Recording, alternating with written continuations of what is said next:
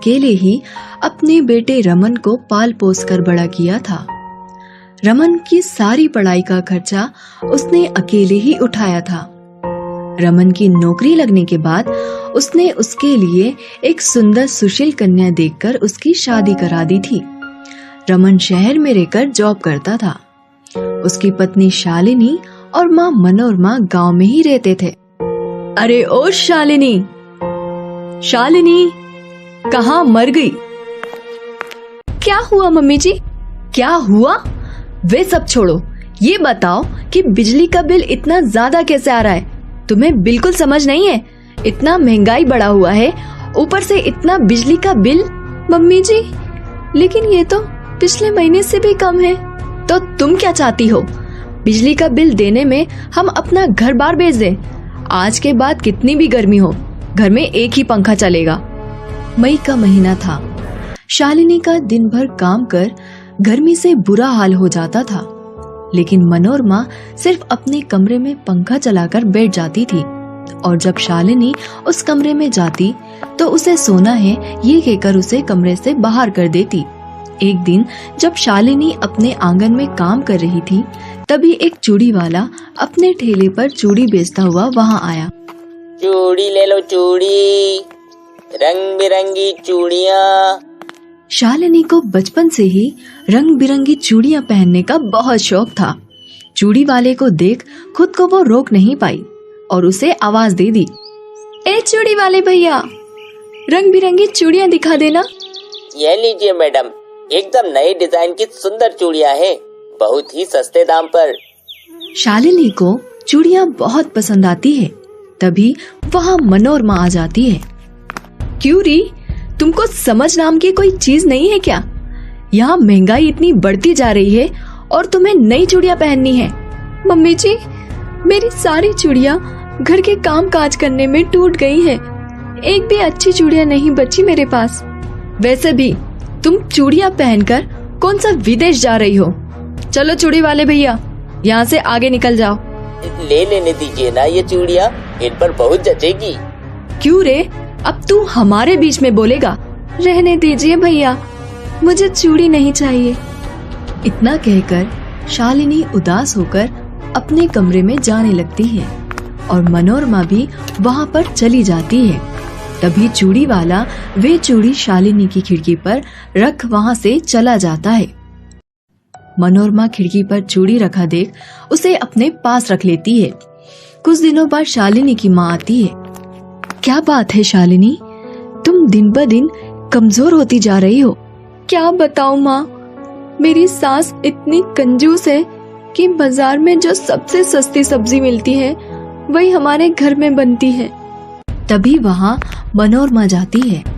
हाँ हाँ, क्यों नहीं, यहाँ के साग सब्जियों से इतनी ही दिक्कत है तो अपनी बेटी को खिलाने के लिए सब्जी लेकर आती अपने गांव से। बहन जी, मैं अपने खेत की सब्जियाँ आप लोगों के लिए लेकर आई हूँ।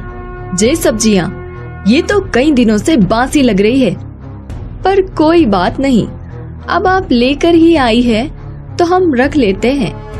मनोरमा सब्जियों की टोकरी लेकर रसोई में चली जाती है और ताजे लाल टमाटर को खाने लगती है। मुझे लगता है मैंने बहुत बड़ी गलती कर दी तुम्हें इस घर में ब्याह कर। अब यही मेरा घर है माँ, मैं ठीक हूँ। रेखा अपनी बेटी का ससुराल में हालत देख बहुत चिंता में पड़ गई थी, लेकिन शालिनी के कहने पर वे वहाँ से चली जाती है। कुछ दिनों बाद भीषण गर्मी के कारण शालिनी बेहोश हो जाती है। मनोरमा शालिनी की हालत देख तुरंत डॉक्टर को बुलाती है। डॉक्टर साहब, क्या हुआ है इसको? गर्मी के कारण शरीर में पानी की कमी हो गई है, पानी चढ़ाना होगा। यह कुछ दवाइयाँ हैं, देते रहिए। डॉक्टर साहब, इन दवाइयों की कीमत क्या होगी? ज्यादा नहीं, यही कुछ 500-800 रुपए होंगे। डॉक्टर साहब, अब आप जा सकते हैं। डॉक्टर के जाते ही मनोरमा दवाई की पर्ची फाड़ कर फेंक देती है। छोटी मोटी सर्दी जुकाम के 500-1000 रुपए, ऐसे ही घरेलू उपचार से ठीक हो जाएगा। पानी तो लोग ऐसे भी पीते हैं ना। मनोरमा शालिनी को ज्यादा पानी पिलाने लगी और घरेलू उपचार भी करने लगी। ऐसे ही 2 दिन बीत गए, लेकिन शालिनी की तबीयत पर कोई असर नहीं पड़ा। मम्मी जी, आप मेरी माँ को बुला लीजिए या मेरे पति को बुला दीजिए, वरना मैं ऐसे ही पड़ी पड़ी मर जाऊंगी। तुम्हें मेरा इलाज पसंद नहीं तो मैं तेरी माँ को बुला देती हूँ। मनोरमा फोन कर रेखा को बुला लेती है। रेखा शालिनी को अपने साथ लेकर चली जाती है और वहाँ उसका अच्छे डॉक्टर से उपचार करती है। एक दिन रेखा मनोरमा के घर आती है। हाय रे, मेरी मति मारी गई थी जो मैंने तेरे घर में अपनी बेटी को बहू बनाकर भेजा। तेरी वजह से उसकी जान चली गई। क्या? शालिनी की जान चली गई? हाँ, तेरी कंजूसी की वजह से उसका सही वक्त पर इलाज ना हो पाया। मैं नहीं चाहती कि तेरा साया भी उस पर पड़े, वरना तुम मेरी बेटी के शव के ऊपर चढ़े फूलों की भी कीमत लगाने लगोगी। मनोरमा वहीं रोने लगती है और खुद को कोसने लगती है। हाय, मुझसे बहुत बड़ी गलती हो गई।